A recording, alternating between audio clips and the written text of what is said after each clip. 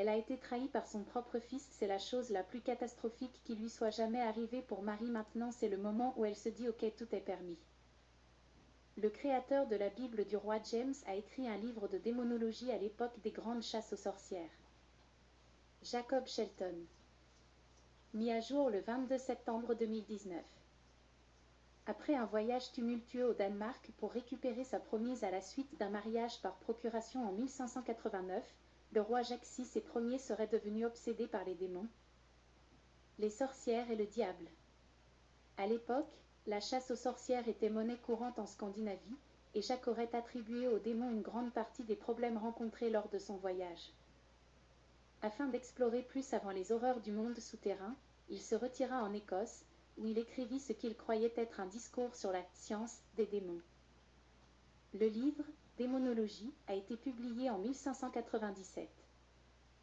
En plus d'être le seul livre de ce type publié par un membre de la monarchie, il a déclenché la chasse aux sorcières qui a touché l'Europe et les colonies américaines au XVIIe siècle. Dans Démonologie, le roi Jacques explique exactement comment repérer un démon et comment il possède quelqu'un. Cependant, son livre ne traite pas seulement des démons.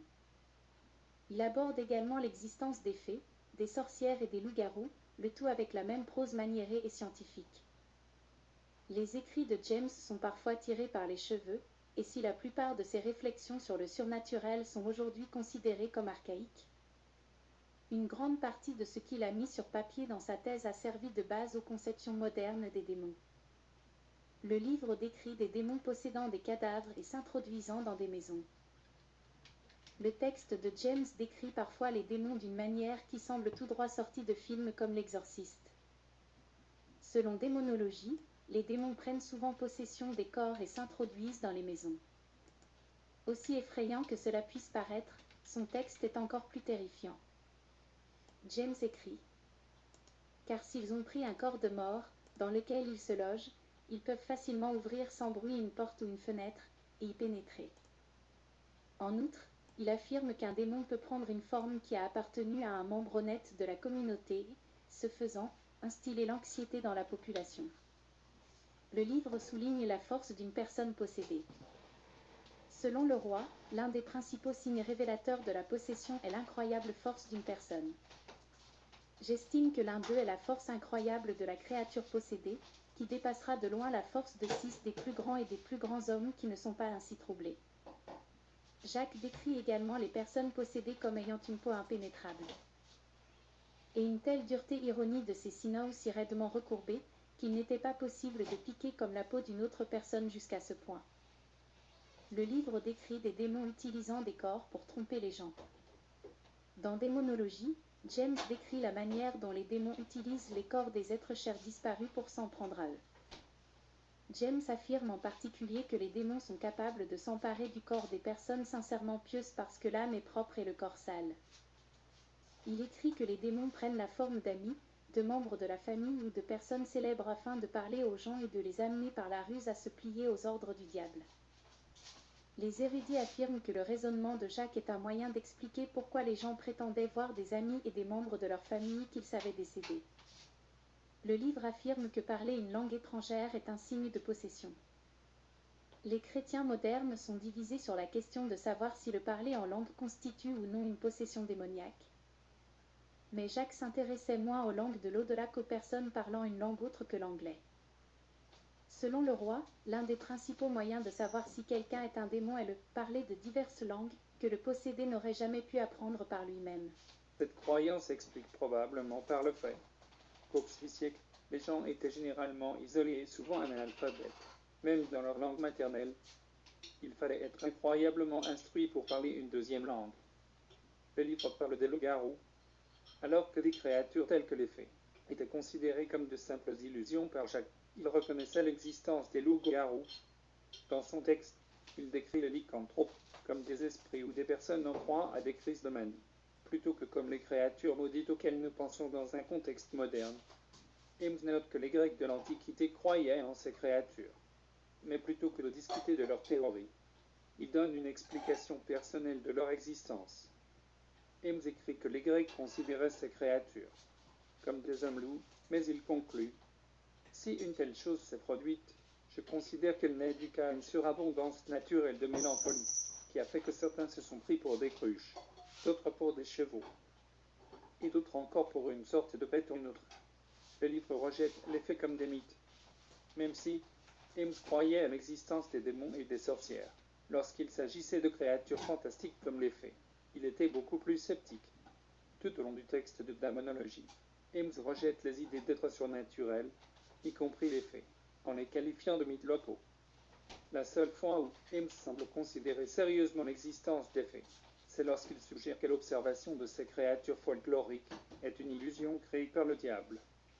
Ames écrit: le deuil a illusiné les sens de diverses créatures simples en leur faisant croire qu'elles voyaient et durcissaient des choses qui n'étaient en réalité rien de tel.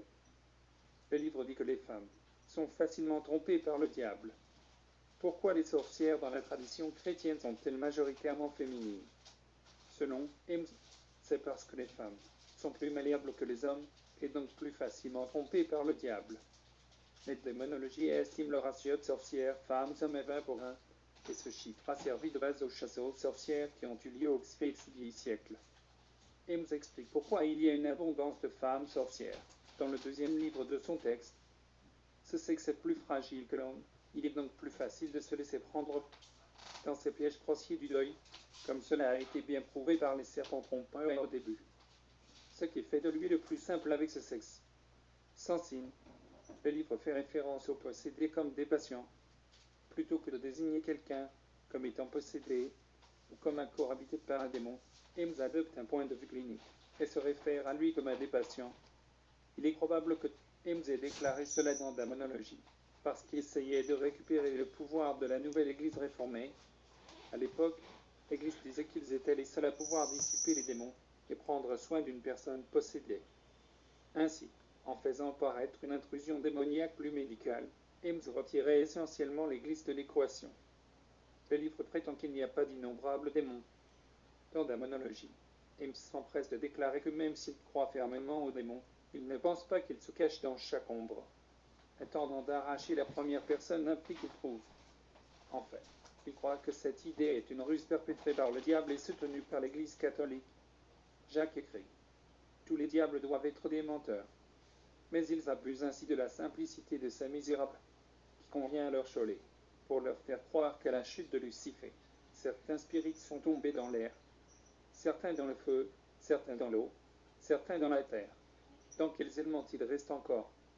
Sur quoi ils construisent que ceux qui sont tombés dans le feu ou dans l'air sont plus vrais que ceux qui sont tombés dans l'eau ou dans la terre, qui ne sont que de simples bavardages et forgés par l'auteur de toute tromperie.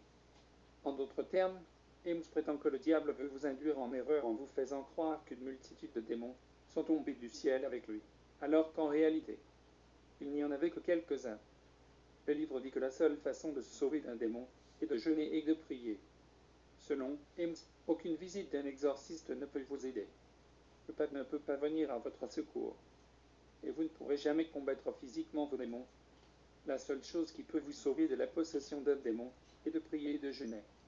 Plus précisément, Ames veut s'assurer que les gens sachent qu'ils ne peuvent pas simplement accomplir une sorte de rite mystique pour repousser une créature tout aussi mystique. Ames fait comprendre à ses lecteurs que quiconque, en particulier l'Église catholique, qui prétend offrir un répit contre le diable via le sacrement ou la coutume n'a fait que vous vendre une marchandise. Le roi précise que Dieu seul peut vous sauver. Ames a basé son livre sur la Bible. Il n'est pas déplacé de se demander d'où Ames a obtenu ses informations sur les démons.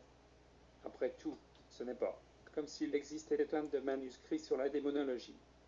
En fait, le seul livre majeur précédant la publication de Ames était le Maleficarum, qui s'est répandu dans toute l'Europe grâce à la nouvelle presse à imprimer. Les érudits pensent que Ames a effectué la plupart de ses recherches en utilisant la Bible. On pense que parce que l'Église post-réforme en Écosse était principalement calviniste, croyant que seule la Bible contenait la vérité sur Dieu, le roi n'aurait utilisé que ce livre comme préférence, mes commentaires. Tu parles d'une approche intellectuelle et scientifique de ce refrain, à soi-même pour les références d'un second ouvrage. Le livre a probablement influencé Macbeth de Shakespeare. La démonologie n'a pas seulement influencé les chasses aux sorcières de l'époque, Il a probablement également joué un rôle important dans la formation de l'une des œuvres littéraires les plus importantes du monde occidental, Macbeth. Dans la pièce écossaise, William Shakespeare crée un trio de sœurs étranges, un groupe de sorcières qui utilisent leur connaissance du futur pour propulser Macbeth sur le chemin de la ruine. Les chercheurs se demandent si Shakespeare a utilisé le texte de James pour créer les personnages comme un clin d'œil au travail du roi Occam. Commentaire satirique. Dans la monologie, James écrit que les sorcières peuvent susciter les tempêtes et tornades dans les airs, soit sur la mer, soit sur la terre, et Shakespeare le reconnaît directement dans le dialogue des sorcières. Au début de la pièce, après que la femme d'un marin ait refusé de lui remettre quelques marrons, la première sorcière déclare « Et des ports même qu'ils font sauter, tous les quartiers qu'ils connaissent. Je suis la carte du marin, je vais la sécher comme du foin. » D'après le livre « Les démons vivent en Scandinavie », James note que la plupart des démons peuvent être trouvés en Scandinavie, en particulier les incubes et les succubes. James écrit que les démons vivent en Finlande et en Norvège parce que c'est là que le deuil trouve la plus grande ignorance et la plus grande barbarie, là où il attaque le plus grossièrement. À l'époque du règne de Jacques en Angleterre, la Scandinavie était considérée comme un refuge pour les sorcières. La région entreprenait ses propres chasses aux sorcières.